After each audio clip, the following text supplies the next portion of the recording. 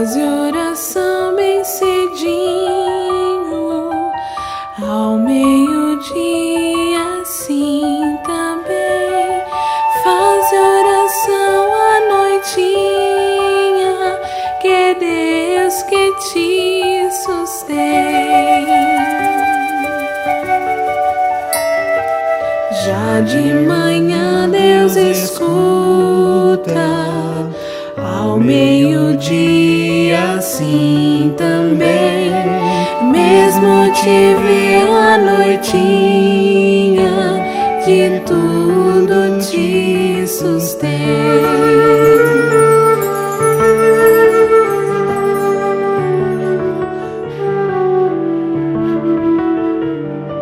Já de manhã Deus responde, ao meio-dia assim também. Faz oração à noitinha, pois Ele logo vem. Ele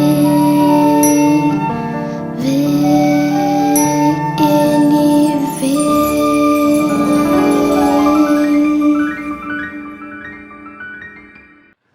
Boa noite, meus irmãos.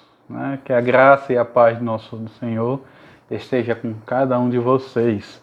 Estamos mais uma vez iniciando o nosso culto de oração. Como o hino que nós cantamos ou ouvimos, faz uma oração. Esse hino geralmente nós cantamos com as crianças, onde nós ensinamos a importância de estar orando ao nosso Deus constantemente. Então vamos estar orando ao Senhor para dar continuidade ao nosso culto de oração. Oremos. Pai amado, mais uma vez aqui somos gratos. Somos gratos pela sua misericórdia, pela sua compaixão, pelo seu amor e principalmente a salvação em Cristo Jesus, pelo qual não teríamos esse privilégio de entrar na tua presença. Em nome dele, suplicamos que o Senhor receba os nossos cultos, os nossos louvores como aroma suave ao Senhor. Que é em nome de Cristo que nós agradecemos. Amém. Pois bem, meus queridos, vamos cantar 2 hinos do nosso cantor cristão. O hino 106, que é o Desejado, e o 214, Cristo chama por ti. Cantemos todos.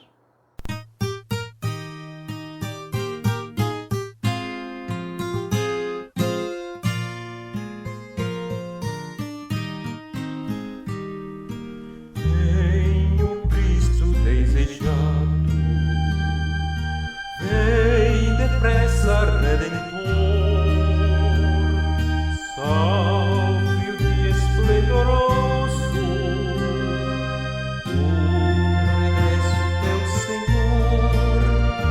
vem esperança deste mundo, vem o milênio inaugurar, vem teus remidos despertar do sono, ó vem teu reino confirmar, vem ó Cristo desejado, vem o mundo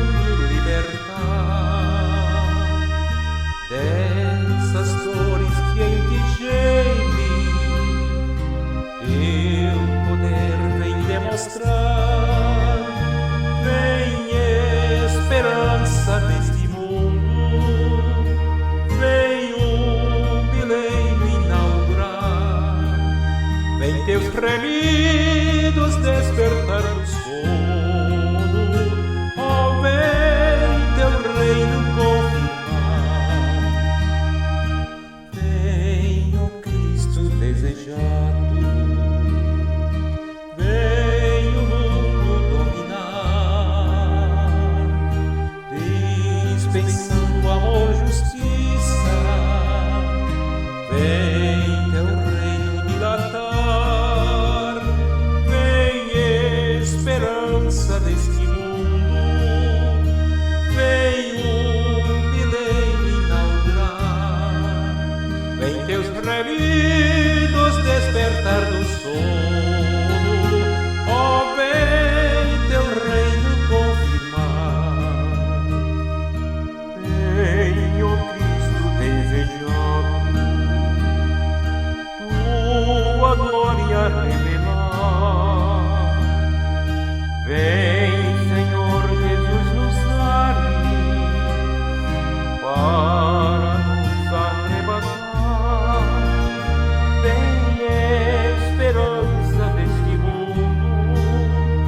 vem o milênio inaugurar, vem teus remidos despertar do sono, ó, vem teu reino confirmar.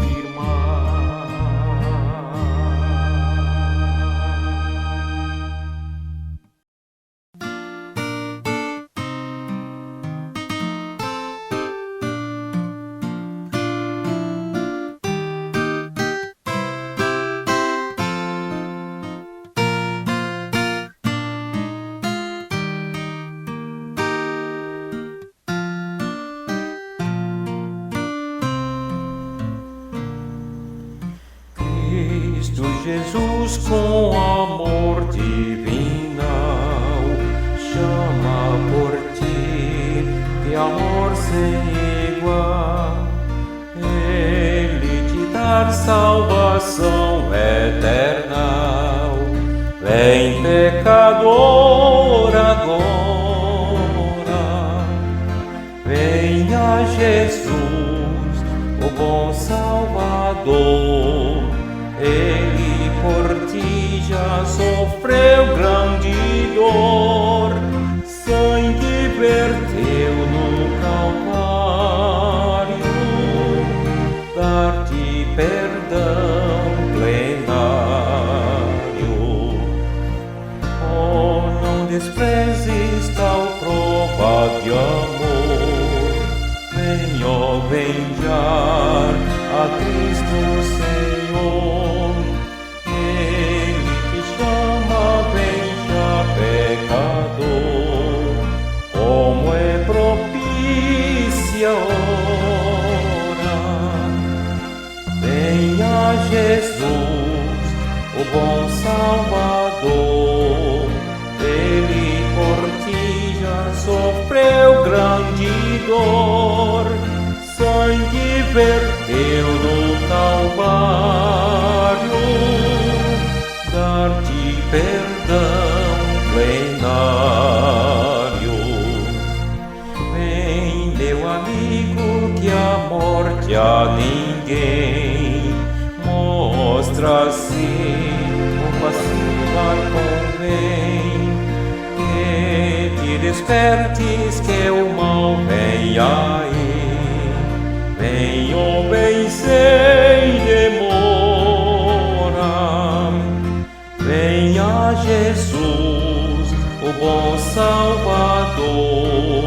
Ele por ti já sofreu grande dor, sangue verteu no Calvário, dar-te perdão plenário.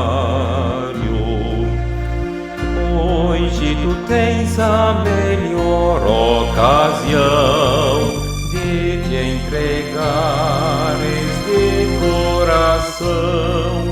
Venha Jesus que te dar salvação.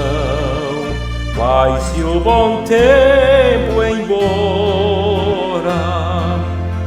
Venha Jesus, o bom Salvador. Ele por ti já sofreu grande dor, sangue verteu no Calvário, dar-te perdão plenário.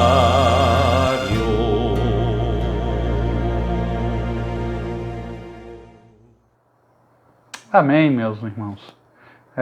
Que possamos realmente aí estar desejando constantemente, que possamos estar buscando constantemente o nosso Senhor Jesus Cristo, para que possamos estar pregando a palavra do Senhor constantemente, para levar aqueles que não conhecem ao Senhor Jesus e que eles possam reconhecê-lo como Salvador. Vamos ler agora o livro, vamos abrir, melhor dizendo, no livro de Esdras, no capítulo 7. Esdras, capítulo 7. Assim diz a palavra do Senhor. Esdras, capítulo 7.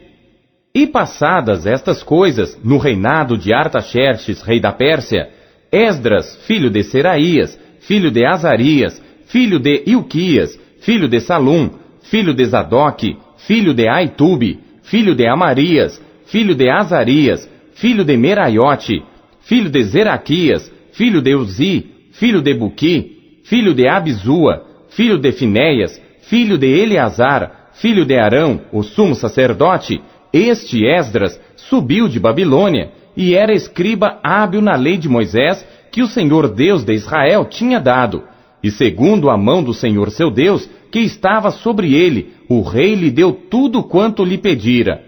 Também subiram a Jerusalém alguns dos filhos de Israel, dos sacerdotes, dos levitas, dos cantores, dos porteiros e dos servidores do templo, no 7º ano do rei Artaxerxes. E no 5º mês chegou a Jerusalém, no 7º ano deste rei, pois no 1º dia do 1º mês foi o princípio da partida de Babilônia. E no 1º dia do 5º mês chegou a Jerusalém, segundo a boa mão do seu Deus sobre ele. Porque Esdras tinha preparado o seu coração para buscar a lei do Senhor e para cumpri-la e para ensinar em Israel os seus estatutos e os seus juízos. Esta é, pois, a cópia da carta que o rei Artaxerxes deu ao sacerdote Esdras, o escriba das palavras dos mandamentos do Senhor e dos seus estatutos sobre Israel. Artaxerxes, rei dos reis, ao sacerdote Esdras, escriba da lei do Deus do céu, paz perfeita, etc. Por mim se decreta que no meu reino, todo aquele do povo de Israel e dos seus sacerdotes e levitas que quiser ir contigo a Jerusalém, vá, porquanto és enviado da parte do rei e dos seus 7 conselheiros, para fazeres inquirição a respeito de Judá e de Jerusalém, conforme a lei do teu Deus, que está na tua mão, e para levares a prata e o ouro que o rei e os seus conselheiros voluntariamente deram ao Deus de Israel, cuja habitação está em Jerusalém. E toda a prata e o ouro que achares em toda a província de Babilônia, com as ofertas voluntárias do povo e dos sacerdotes, que voluntariamente oferecerem para a casa de seu Deus, que está em Jerusalém. Portanto, diligentemente comprarás com este dinheiro novilhos, carneiros, cordeiros, com as suas ofertas de alimentos e as suas libações, e as oferecerás sobre o altar da casa de vosso Deus, que está em Jerusalém. Também, o que a ti e a teus irmãos bem parecer fazerdes do restante da prata e do ouro, o fareis conforme a vontade do vosso Deus.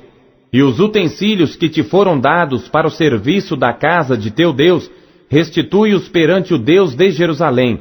E tudo mais que for necessário para a casa de teu Deus, que te convenha dar, dá-lo-ás da casa dos tesouros do rei. E por mim mesmo, o rei Artaxerxes, se decreta a todos os tesoureiros que estão da além do rio, que tudo quanto vos pedir o sacerdote Esdras, escriba da lei do Deus dos céus, prontamente se faça. Até 100 talentos de prata, e até 100 coros de trigo, e até 100 batos de vinho, e até 100 batos de azeite, e sal à vontade. Tudo quanto se ordenar, segundo o mandado do Deus do céu, prontamente se faça para a casa do Deus do céu. Pois, para que haveria grande ira sobre o reino do rei e de seus filhos? Também vos fazemos saber acerca de todos os sacerdotes e levitas, cantores, porteiros, servidores do templo e ministros desta casa de Deus, que não será lícito impor-lhes nem tributo, nem contribuição, nem renda. E tu, Esdras, conforme a sabedoria do teu Deus que possuis, nomeia magistrados e juízes, que julguem a todo o povo que está da além do rio, a todos os que sabem as leis do teu Deus, e ao que não as sabe, lhe ensinarás. E todo aquele que não observar a lei do teu Deus e a lei do rei, seja julgado prontamente, quer seja morte, quer desterro, quer multas sobre os seus bens, quer prisão. Bendito seja o Senhor Deus de nossos pais, que tal inspirou ao coração do rei, para ornar a casa do Senhor que está em Jerusalém, e que estendeu para mim a sua benignidade perante o rei e os seus conselheiros, e todos os príncipes poderosos do rei. Assim me animei, segundo a mão do Senhor meu Deus sobre mim, e ajuntei dentre Israel alguns chefes para subirem comigo. Amém, meus irmãos. Que realmente possamos, como Esdras fala no versículo 10, aonde ele tinha disposto o seu coração para buscar a lei do Senhor, para cumpri-la e para ensiná-la. Que possamos realmente estar dedicando os nossos corações para estar buscando ou estudando a palavra do Senhor, conhecendo a palavra do Senhor, como diz Oséias, conhecendo e prosseguindo no conhecimento do Senhor. Mas principalmente para cumprir, fazer o que o Senhor nos ordena, E ensinar isso a outras pessoas, levando e cumprindo o ide do Senhor, pregando o Evangelho a toda criatura, para que as pessoas saibam que o Senhor Jesus Cristo é o único caminho, que Ele é a única pessoa que pode trazer a salvação para que todo aquele que nele crê. Então vamos estar orando, agradecendo ao nosso Deus. Obrigado, Senhor, pela Tua palavra, que ela é viva, ela é eficaz. Nós sabemos que ela tem poder de discernir os nossos pensamentos e as nossas intenções, e ela também conforta, ela consola. Que a Tua palavra possa estar consolando aqueles que precisam de conforto, fortalecendo aqueles que estão fracos e guiando aqueles que estão perdidos para o único caminho que é a Ti, Senhor. Gratos estamos por tudo. Em nome de Jesus, amém. Meus amados, vamos cantar mais 2 hinos agora, que é o hino 190, para salvar-te, e o 384, do nosso cantor cristão também, a voz de Jesus. Cantemos todos.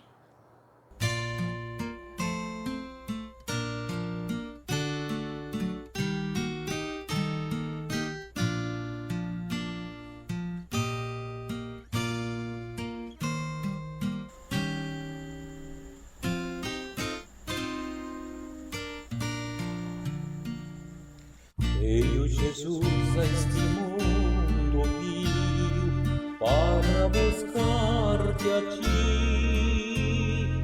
Foi rejeitado por gente hostil para salvar-te a ti.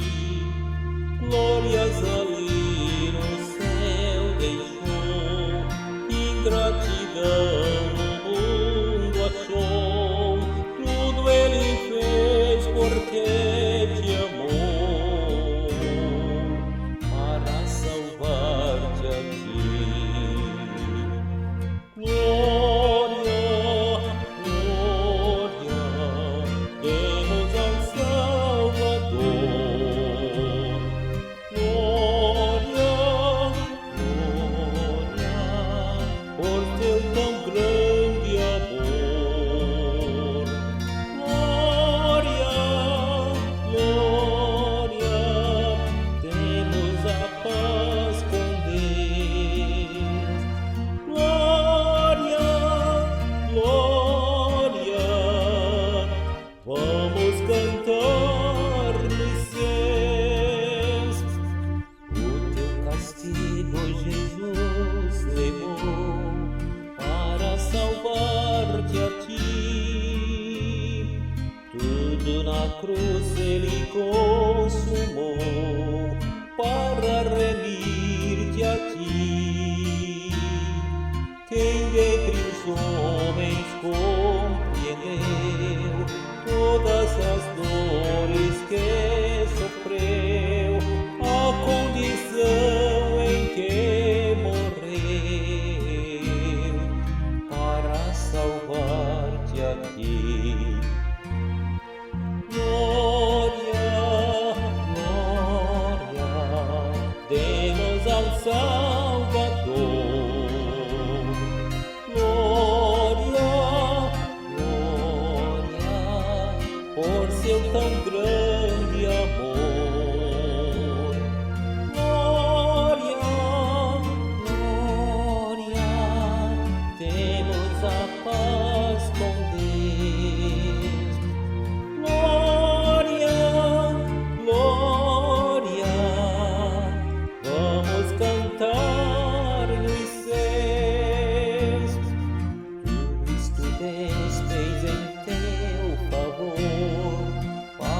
salvar-te a ti.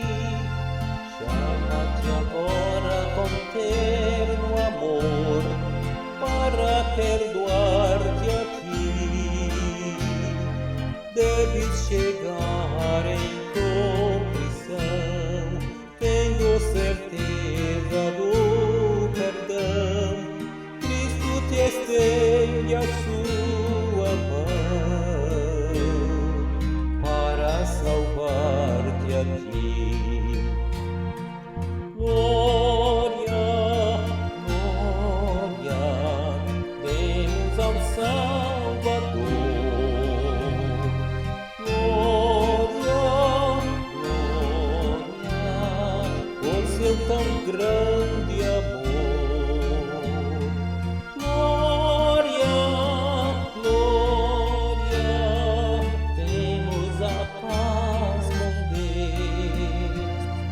Glória, glória, vamos cantar nos céus.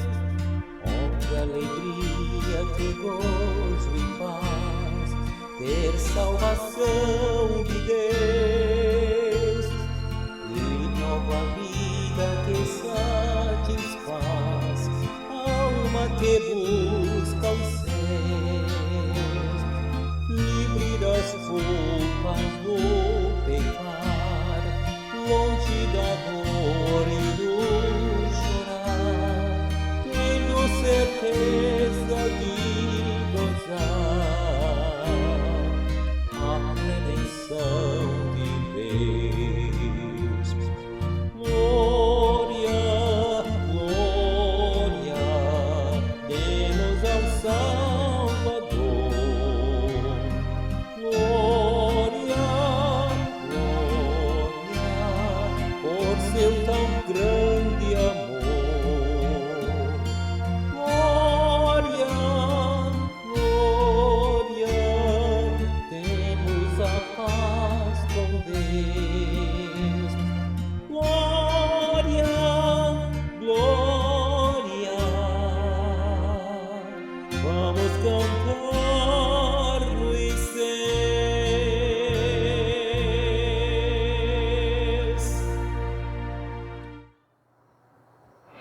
Amém, irmãos. Vamos estar orando mais uma vez para dar prosseguimento no estudo da palavra do Senhor. Oremos. Mais uma vez, Senhor, somos gratos. Obrigado por tudo que aconteceu até esse momento. Obrigado pela sua compaixão, pela sua misericórdia, pelo seu amor. Gratos estamos porque nós temos o privilégio de estudar a tua palavra. Temos o privilégio de lê-la em nosso idioma e que possamos aprender como estudar, como o Senhor quer que nós andemos e possamos, Senhor, testificar de Ti. Usa-me nas Tuas mãos para falar da Tua palavra. Em nome de Cristo. Amém. Pois bem, meus amados, mais uma vez vamos estar retornando ao nosso estudo da quarta-feira, onde estamos estudando aí métodos de estudo bíblico. E como os irmãos sabem, né, estamos baseando no livro Vivendo na Palavra. Nós já falamos algumas coisas de como nós devemos estudar, e nessas últimas lições nós falamos que devemos começar ao pouco, principalmente com um versículo, né, onde nós vimos ali Atos capítulo 1, versículo 8, onde perguntamos pelo próprio texto, onde ele vai nos responder, né, o que estava acontecendo, por que aconteceu aquilo, né, enfim, e tudo nos levou a buscar o seu contexto, tanto o seu contexto anterior como o seu contexto posterior, porque nós não podemos pegar um versículo e isolar. Nós temos que, quando estamos estudando nesse versículo, devemos procurar o seu contexto, né? E depois nós falamos também de um parágrafo.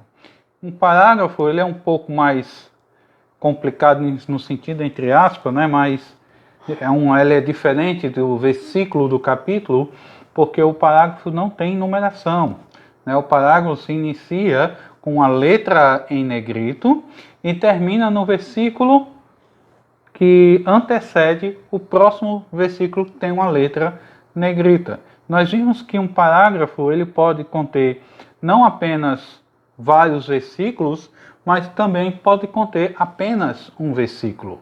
Então ele pode ser um versículo a um parágrafo, 2 versículos. E também vimos que o parágrafo ele não se detém no capítulo. Às vezes ele começa num capítulo e entra em outro capítulo. E na aula passada, ainda nesse parágrafo, quando estávamos estudando, nós vimos aí Neemias capítulo 1, versículo 4 ao 11.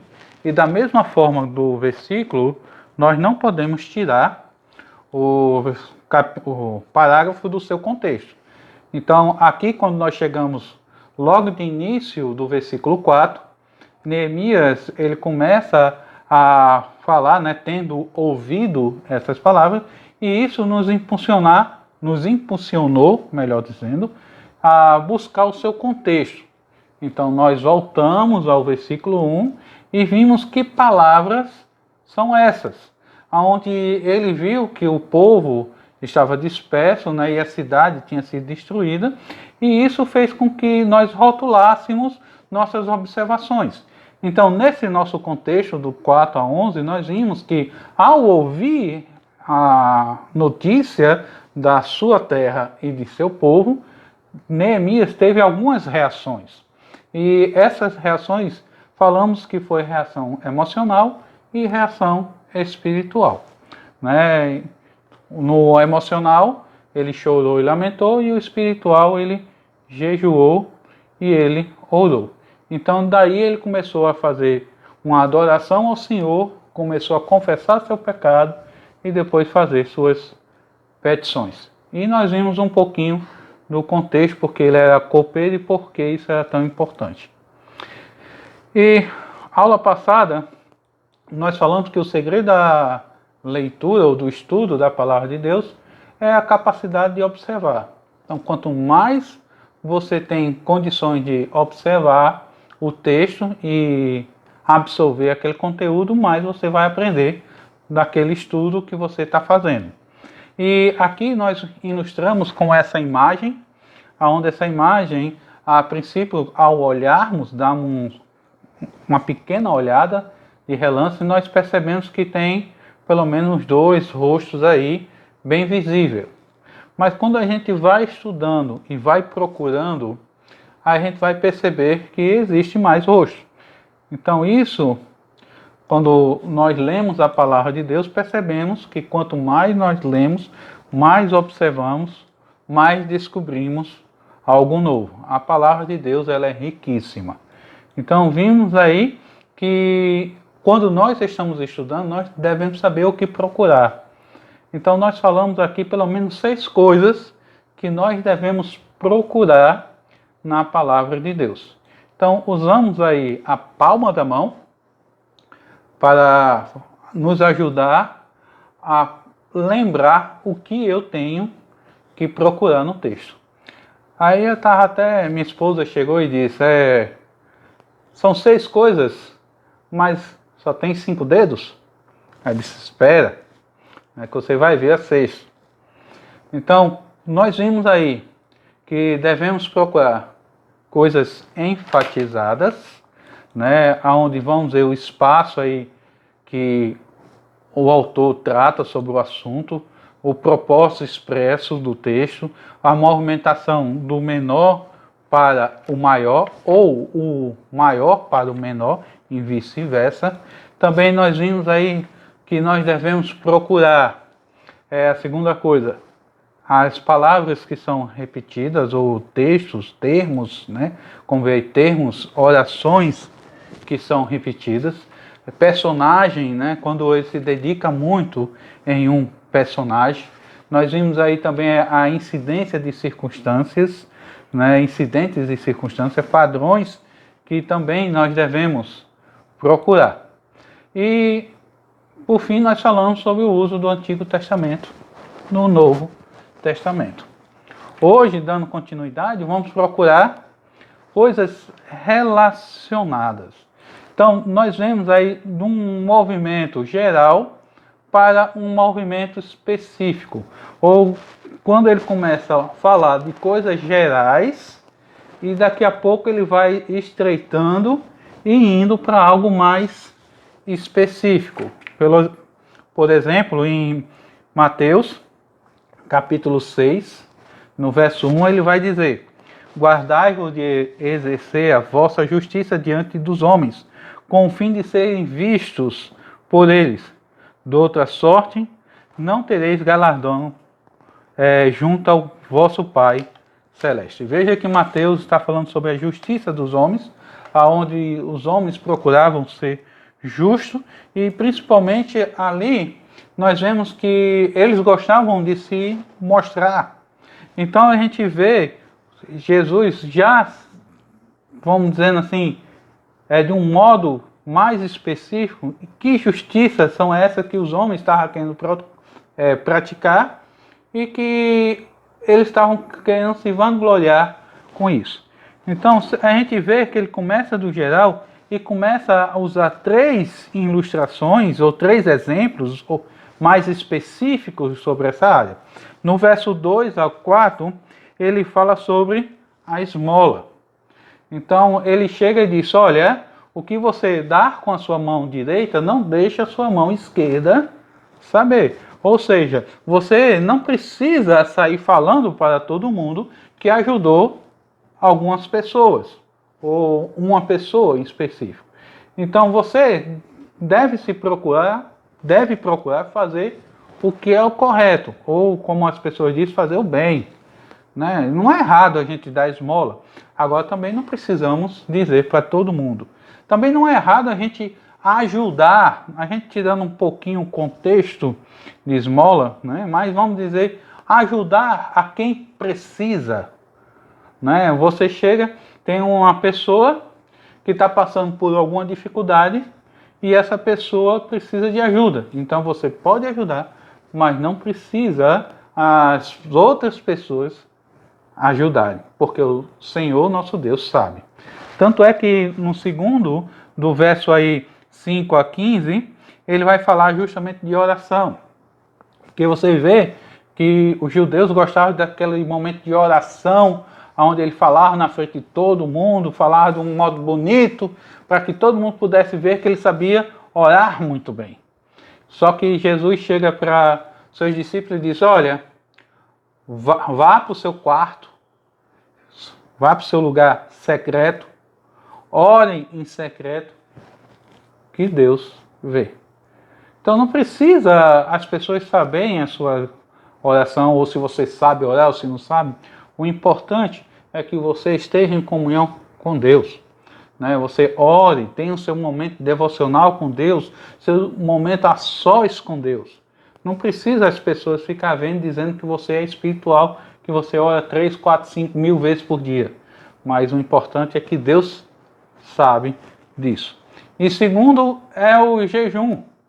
Né? Porque quando as pessoas jejuavam, né? Ele fala do verso 16 a 18, Mateus 6, ele vai chegar lá e dizer: olha, quando você estiver jejuando, não faz aquela cara de piedoso já, que está sofrendo, né? Que está ali com aquela cara de sofrimento. Não. Se você vai jejuar ao Senhor, você tem que estar bem, contente. Sua face deve resplandecer alegria, porque você está em momento de comunhão, se dedicando ao Senhor. Né? Então, um exemplo de que ele pega o geral, a justiça geral, e vai se estreitando. Depois, ele faz a questão de perguntas e respostas. Né? Veja que ele sempre faz uma pergunta e responde. Então, procure isso. Por exemplo, ali em Romanos, né, quando Paulo chega, né, fala que a salvação é pela graça por diversas vezes. Ele fala que a salvação é mediante a fé. Aí ele chega no versículo 1 do capítulo 6, ele vai dizer: que diremos, pois? Permanecemos no pecado para que seja a graça mais abundante? Porque ele tinha falado, aonde reinou o pecado, superabundou a graça. Então ele começa a dizer, então, para que a graça seja maior ainda, eu tenho que pecar? Aí ele fala, de modo nenhum. Pelo contrário, muito mais agora, porque a graça que está em nossas vidas, pela salvação em Cristo Jesus, nós devemos buscar ainda mais servir ao Senhor e sair do pecado. O livro de Jó, a gente vê as perguntas que o Senhor Deus faz para ele. Então, enfim, vocês ficam procurando perguntas e respostas. Outra relação que nós vemos é a questão da causa e efeito. Como assim? Um exemplo de causa e efeito é quando a gente vai, algumas pessoas gostam de jogar bilhar, alguém chama, tem aqueles que chamam sinuca. Então, qual é o efeito ali, a causa e efeito? O seu objetivo é você pegar uma bola colorida e colocar na caçapa. Só que você não pega uma bola direto, você vai bater na branca e a branca vai bater na colorida. Então, a colorida só vai sair, né, o efeito dela sair, quando você bater na branca. Então, a causa é você bate na branca, o efeito é a branca sai e bate nas coloridas, faz as coloridas sair para caçapa. Então, ela tem um objetivo para chegar. Da mesma forma, a gente vê muito em alguns casos na palavra de Deus. Você vê que no livro de Atos tem uma causa e um efeito bem claro. Veja que nós falamos que o livro de Atos é um livro onde nós vemos a propagação ou desenvolvimento ou desenrolar da igreja, onde nós vemos a expansão do evangelho até os confins da terra. Esse foi o efeito. E a causa? Quando a gente volta, e a gente já viu um pouquinho nas outras aulas, a gente vê que os discípulos de Cristo iam ser testemunha, o próprio Senhor já estava falando, tanto em Jerusalém, como na Judéia, como na Samaria e até os confins da terra. Mas quando a gente olha, logo no princípio, eles ficaram só mais ali a questão de Jerusalém, Samaria, Judéia, no seu meio.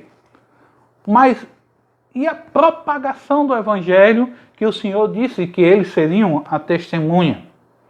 Nós olhamos que só se deu após ali o capítulo 8, quando a gente vê a perseguição da igreja.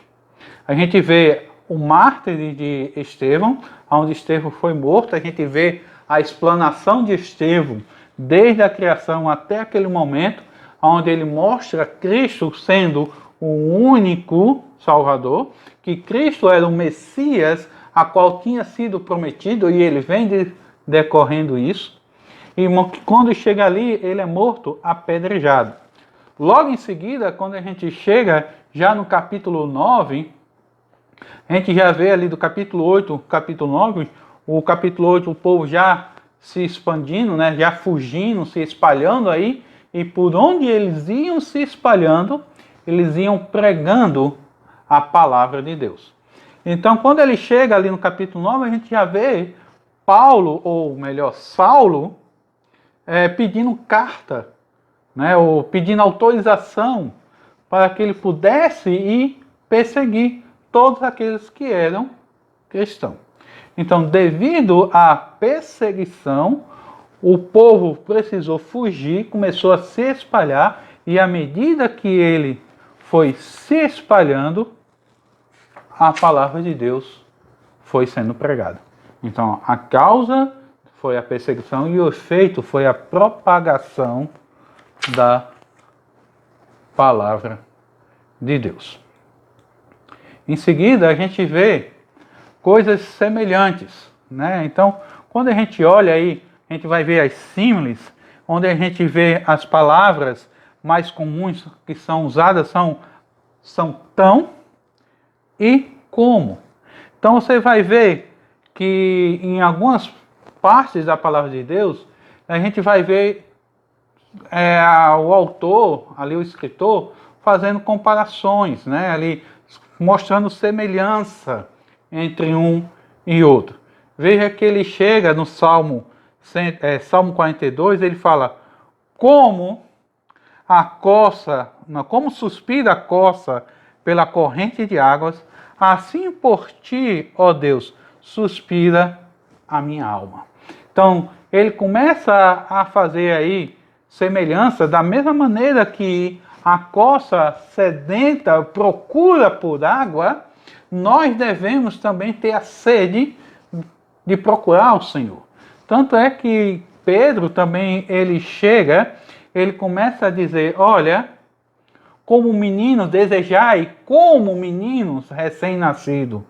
Então, ele começa a mostrar que nós devemos ser igual ou semelhante a uma criança recém-nascida.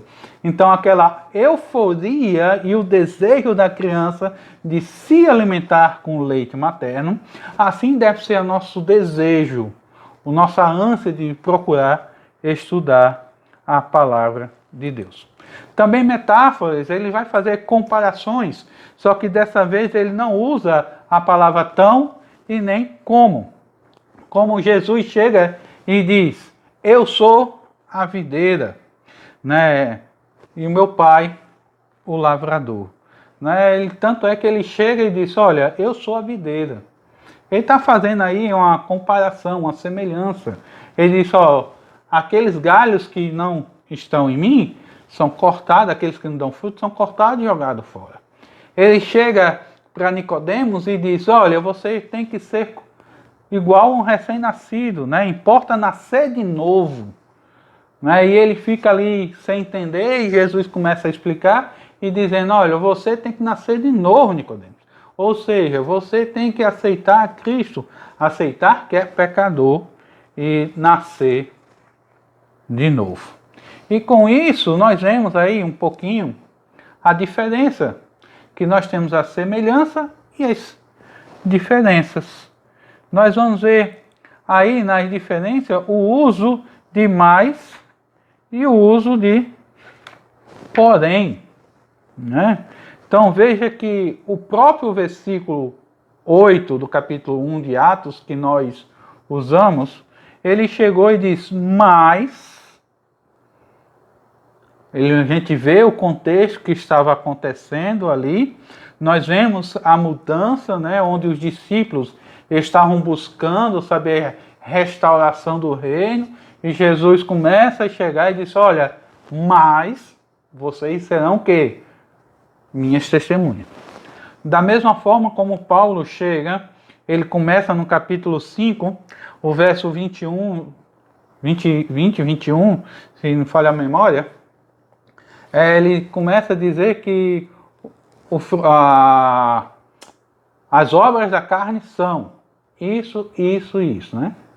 Mas as obras, ou o fruto do Espírito, no versículo 22 do capítulo 5. Então ele começa falando aí e vai mostrando, né? Mostrando a diferença. Então, obra da carne é isso, obra ao fruto do Espírito é isso. Também metáforas, né? Assim como coisas semelhantes, né, podem mostrar através também das metáforas, as coisas diferentes também podem ser mostradas pela metáfora. Veja que Jesus chega quando fala sobre o juiz iníquo, que a viuvinha ficava lá buscando cada dia mais para que o juiz possa estar falando ou resolvendo a sua causa. E ela ficou indo, insistindo para o juiz atender a sua causa, e ele atende. E ele começa a dizer o seguinte: quanto mais o Pai Celeste. Se o iníquo atende às necessidades, quanto mais o Senhor. Ele não está colocando aqui o juiz como sendo Deus, mas ele está colocando aqui, fazendo uma metáfora, que se uma pessoa que é iníqua, ele atende às necessidades, quanto mais o Senhor, quando nós pedimos. Também ironias, né, pode ser usado também aí para mostrar diferenças. Porque se você vê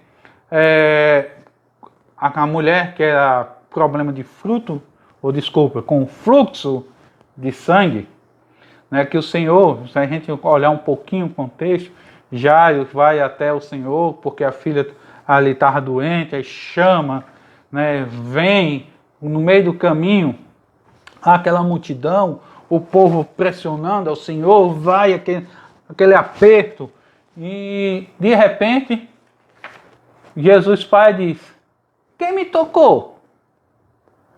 Aí os discípulos chegam para ele e dizem: Senhor, como você pergunta quem te tocou? Está todo mundo te tocando.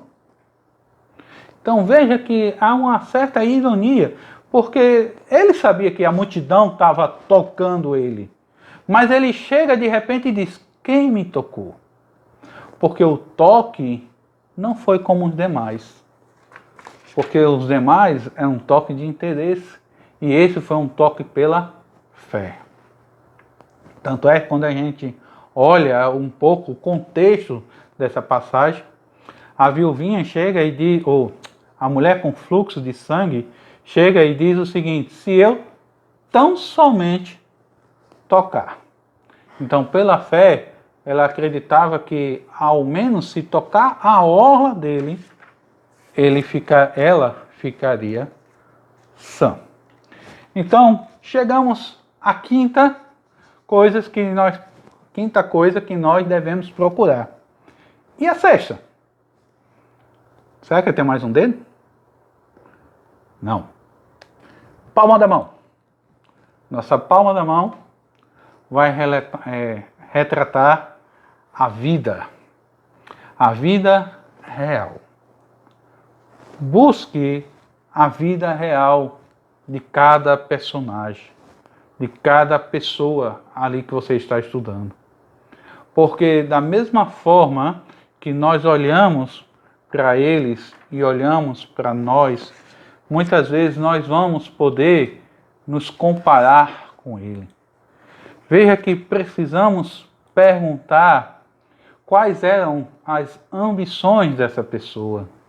Devemos aí perguntar quais eram os seus objetivos.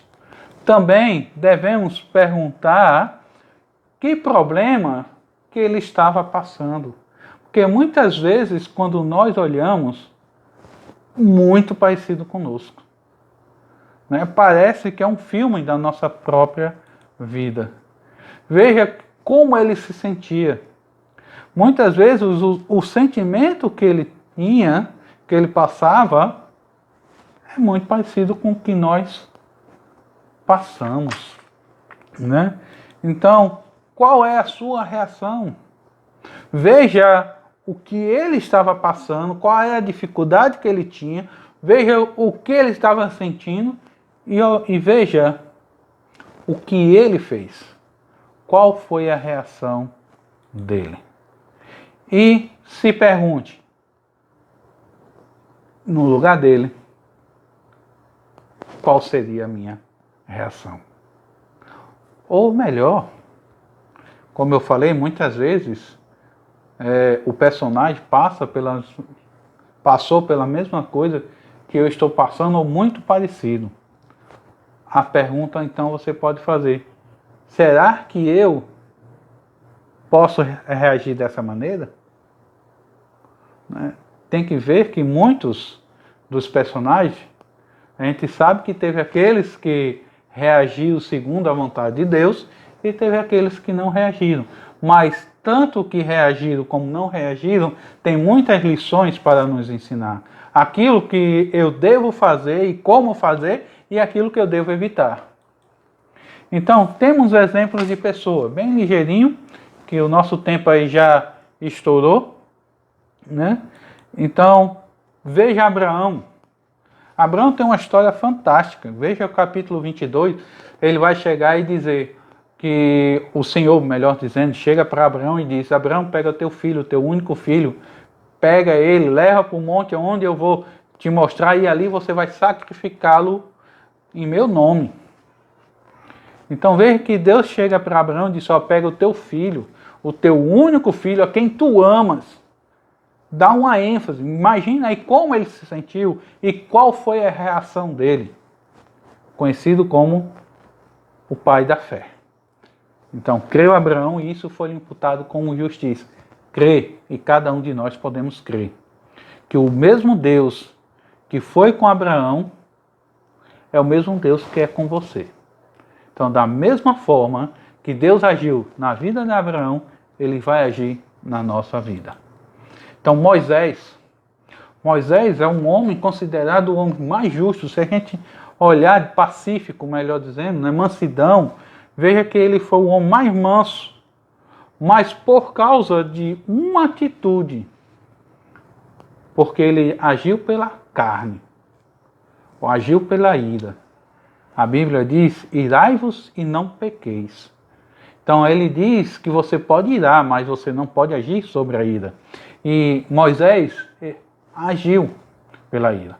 Muitas pessoas poderiam dizer que ele tinha todo o direito de agir pela ira, porque o povo era rebelde. O povo ele buscava mais o seu bel prazer, né, a sua mordomia, né, as suas acomodações, né, seu bem-estar, e reclamava muito, murmurava muito contra Moisés e contra Deus. E Moisés sempre foi passivo, sempre foi pelo povo, suplicando pelo povo, mas teve um momento que ele não aguentou e ele agiu pela carne. E é algo que nós não podemos fazer. Devemos seguir o exemplo dele de mansidão, mas não nesse momento de ira.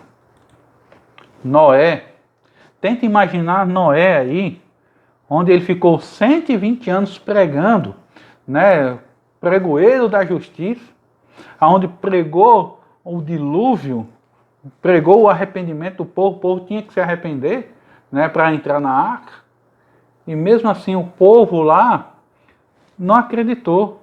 Imagina a fidelidade desse homem, a fé desse homem, mas mesmo assim ele teve vacilo, né? Você vê que logo depois ele ficou bêbado, mas era um homem que acreditava em Deus e confiava em Deus. Da mesma forma Davi. Davi é um homem que a Bíblia diz que Deus se agradava. É um homem segundo o coração de Deus. Mas Davi, em um certo momento da sua vida, veja que ele ficou em casa e ficou ocioso, em vez de estar na guerra, ficou em casa passeando e viu uma mulher lá sem roupa e desejou, quer dizer, agiu pela carne. Mas se quebrantou, se arrependeu dos seus pecados. E é isso que nós devemos fazer, nos arrepender dos nossos pecados. Como Pedro. Pedro era uma pessoa que você vê que era valente, explosivo, mas depois a gente vê Pedro mais calmo, Pedro mais com ousadia, pregava a palavra, tinha mais coragem do que antes, que a coragem que ele tinha antes era de fachada, mas depois a gente vê ele pregando. Então veja que ele se arrependeu dos seus atos e continuou. João Marcos. Veja que João Marcos ele foi o pivô da discussão entre Paulo e Barnabé, né, onde os dois começaram a pregar o evangelho, começaram a sair evangelizando, e depois, logo em seguida, Paulo chega e tem uma discussão por causa de João Marcos. E Barnabé vai com João Marcos e ele vai para o outro lado. Barnabé fica com Marcos. Só que a gente vê mais lá na frente que o próprio Paulo chega e chama Barnabé, ou chama João Marcos e diz, ó, traga o João Marcos, ele é muito útil para o Evangelho. Então, cada um de nós também podemos ser úteis para o Evangelho. Esses homens não são homens perfeitos. Não são homens que deixou de ser pecadores, não. Todos são pecadores, mas são servos de Deus, que estão ali dispostos a servir. Então, veja a vida de cada um deles. Estude e aplique também em sua vida. Então, vamos ficando por aqui. Eu estourei um pouco aí o tempo, né? Mas para fechar esse conteúdo, para a gente não prolongar, deixando para quarta-feira que vem. Mas que Deus abençoe a cada um, né? Que a graça do nosso Deus seja conosco. Vamos estar orando, agradecendo nosso Deus. Pai amado, mais uma vez estamos aqui, gratos pela Tua palavra. Obrigado por esses homens. Nós falamos só ligeiramente sobre cada um deles.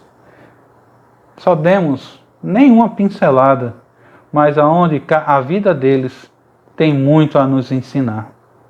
Obrigado pelo seu amor e pela sua graça. Amém. Então, meus amados, quarta-feira que vem nós vamos dar continuidade. Estamos quase terminando essa parte de métodos de estudo e continue orando para que possamos retornar à nossa igreja, para que possamos estar cultuando juntos, né, ao nosso Senhor.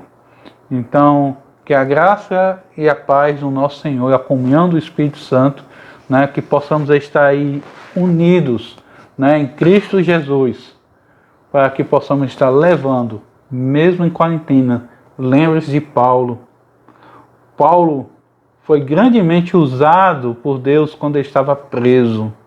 Né? Ele podia estar preso, mas a palavra do Senhor não fica presa.